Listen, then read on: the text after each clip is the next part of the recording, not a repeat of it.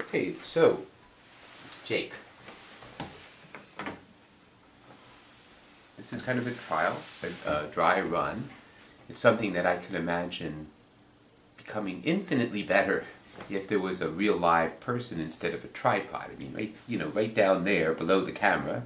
Oh, this is backwards. I gotta fix it. There's a way to fix it, so that's better. Now, you don't see any difference, but I see a big difference. Because when I want to point that way, it looks like I'm pointing that way. The default, it's the opposite. It's really a little crazy. It drives me crazy. It's confusing. But anyway, there are so many different things I could talk about. And I think the point here is, well, I want to give you just a little feel for some of the different things we can be doing. I mentioned to you before that about following me around with the camera outside. And that's actually the more important part at this point. But also important is this is the kind of thing I'm going to show you a little bit about and try to explain where the different pieces fit, because it's a big package. There's a piece here, there's a piece there, pieces everywhere, and to try to make it into something that's got a shape, you say, it's this is what we're talking about, and this thing over here fits over here. And let me hold this up while I get something else over here, and this fits here. Or fits down. Oh, no, it fits over. Wait, it fits back from behind. It doesn't fit from in front. It's back here. There's a lot of pieces.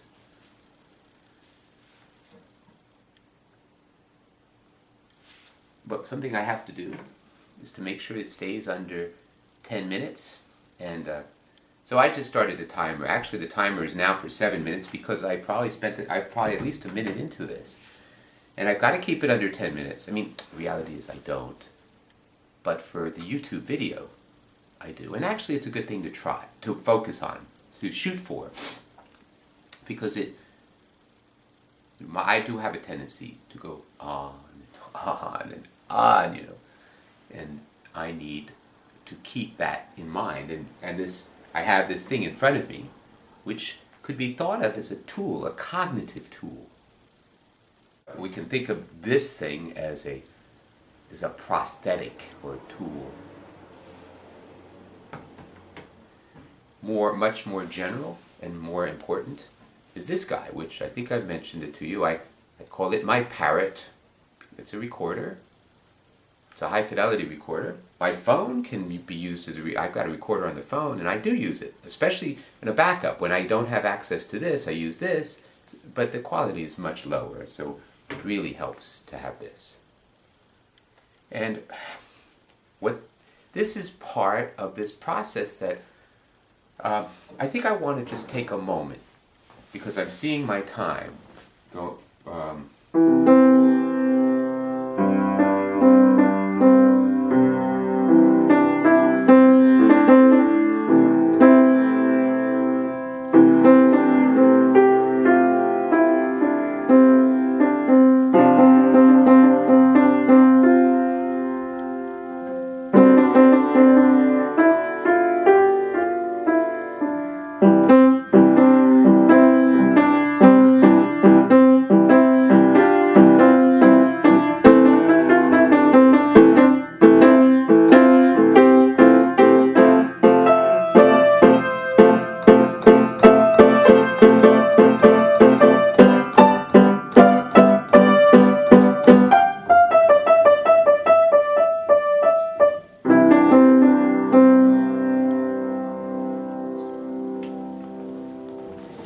I love to play the piano, but I didn't start playing until after I was a half a century old. And throughout my life, I just despaired. I took guitar lessons throughout my teenage years, and it was very limited. I played guitar, and when I got older, I kept the strumming, and when my kids were young, I would sing to them and use the guitar, and singing was another thing. Actually, when I was 7 years old, this girl turned around to me. We were on the bleachers and for a rehearsing for a concert. This girl turns around and goes, "You sing B flat." B flat. it bothered, it really got to me. I mean, I remember this. You know, we're talking about 47 years, no, 49 years, almost 50 years, almost half a century ago this happened. And I remember it. These things have very strong impact on our lives. Limiting, things that happen in our childhood might limit us for our whole lives. And this, well, this is just the one part of what parroting is. Parroting is actually a rather simple thing. The most important part of parroting is to have the thoughts that are kind of the main line of our thought process. Because we're thinking about a million things at once, our brains are amazing that way. So, but the main line, the most forward, the most sequential, because we're, to speak, we have to speak one word after another. So having the words actually come out of our mouths, which take an activity which normally is, say, inside the head and silent, it's to make words out of it engages this very complex, amazing subsystem that creates language, that translates thoughts into sounds. And then once it comes out of our mouths, it travels through our bones as well as bounces off the walls and back into our ears. And that engages yet another one of the very highly complex human abilities. The ability to hear language and make sense out of it. So by having these main thoughts come through our mouths, we are now almost tripling our use of our brain. I mean, that's probably not accurate to say 3 times as much, but instead of one system or a set of systems that's inside our head, we're engaging the language production, and on the other side, we're the language reception. So now we're taking those thoughts. Okay, now, let's see. Oh, it's snoozing for 3 minutes. That's too long. I just need to keep an eye on this because I do want to stop it in less than 10 minutes. Because I really, without any editing, I would like to put this up to YouTube so you could watch this. And ultimately, with the greater resources we're going to have, because I see what you and I are going to be doing as primarily a marketing tool, but not mass marketing.